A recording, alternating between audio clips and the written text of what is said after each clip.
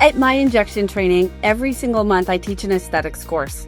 This one-day course is all hands-on, and I really deep dive into how do I do the vampire facelift? What is the difference?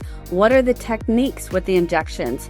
I also go over hair restoration and then sexual wellness for male sexual wellness and female sexual wellness.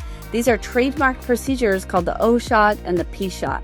So whether you are looking to just bring in just the sexual wellness piece or hair or facelift or all of it, you can choose. It's a la carte, or you can come for the whole day. And the best part is we actually just combined the training dates. So before the musculoskeletal injection every month, the day before is now the aesthetics course. You asked, we answered. We have now combined with one trip. You can actually attend both the aesthetics course and the musculoskeletal and get all this hands-on training in just one trip. Are you ready for the next step? Head to our website and we will see you soon.